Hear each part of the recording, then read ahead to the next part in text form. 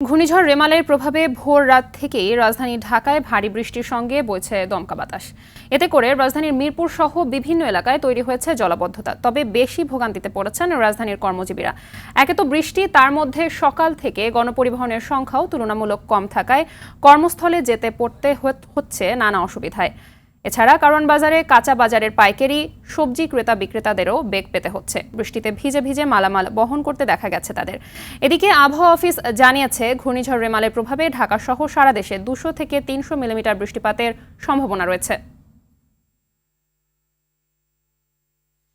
বৃষ্টির জন্য এই যে এখন যাওয়া দেরি হচ্ছে, যখন অল্প একটু বৃষ্টি হয় তখনই রাস্তাঘাট পানিতে ডুবে যায়। যতবারই ঠিক করে ড্রেন ততবারই এই পানি এখানে জমে।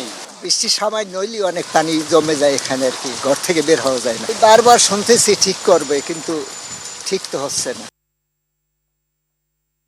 নগদে 500 টাকা বা তার বেশি পেমেন্টে পেতে পারেন ঢাকায় জমিসহ 20 কোটি টাকার পুরস্কার।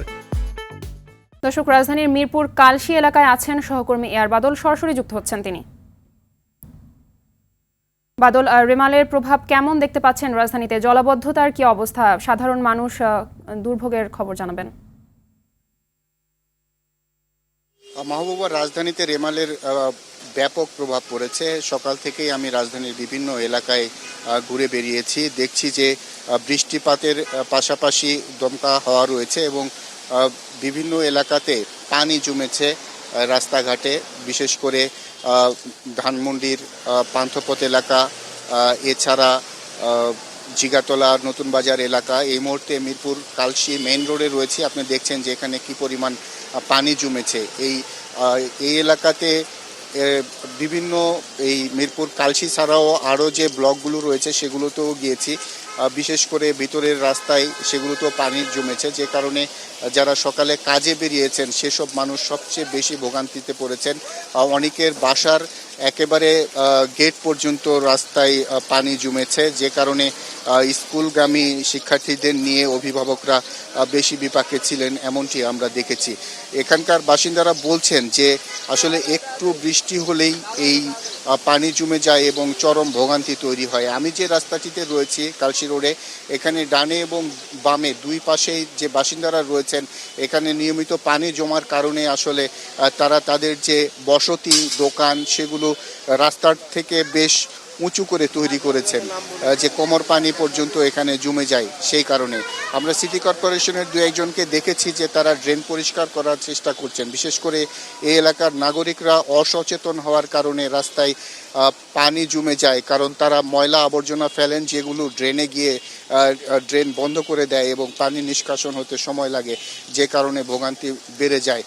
আবহাওয়া অফিস জানিয়েছে যে এই আজকে যে বৃষ্টিপাত হচ্ছে, সেই বৃষ্টিপাতের মধ্য দিয়ে আসলে রেমালের যে প্রভাব সেটি ধীরে ধীরে কেটে যাবে এবং আবহাওয়া স্বাভাবিক হবে, এমনটি আবহাওয়া অফিস থেকে জানিয়েছে। তো এখন পর্যন্ত এই এলাকায় গুড়ি গুড়ি বৃষ্টি হচ্ছে এবং এই হয়তো দুপুর পর্যন্ত এর প্রভাব থাকবে, তারপরে আবহাওয়া স্বাভাবিক হতে পারে। তো মিরপুর কালশী এলাকা থেকে রেমালের রাজধানীতে যে প্রভাব, সেই পরিস্থিতির খবরের এ পর্যন্তই ছিল। মাহবুবা, ধন্যবাদ আপনাকে। দর্শক, এই মুহূর্তে রাজধানীর আগারগাঁও আবহাওয়া অফিস থেকে যুক্ত হচ্ছেন আরেক সহকর্মী শরীয়ত খান, সরাসরি যোগ দিচ্ছেন তিনি। শরীয়ত, ঘূর্ণিঝড় রেমাল নিয়ে আবহাওয়া অফিস সর্বশেষ কি বলছে জানাবেন। মাহবুবা, আমি এই মুহূর্তে রাজধানীর আবহাওয়া অফিসেই রয়েছি। তো এখানে সর্বশেষ আসলে গতকাল রাতে আবহাওয়া অফিস থেকে ব্রিফ করা হয়েছিল, কিন্তু আজকে এখন পর্যন্ত কোনো ব্রিফ তারা সংবাদ সম্মেলন করেনি। তারা কিছুক্ষণ পরে 10টার পরে সংবাদ সম্মেলন করার কথা রয়েছে এবং সারা বাংলাদেশে সর্বশেষ ঘূর্ণিঝড় রেমালের যে অবস্থান এবং সেটির কি পরিস্থিতি সেটি জানাবেন। তো এখন সর্বশেষ পর্যন্ত কিছুক্ষণ রাতে যেটি জানিয়েছিলেন তারা এখন পর্যন্ত রেমাল ইতিমধ্যে বাংলাদেশ কিন্তু অতিক্রম করেছে।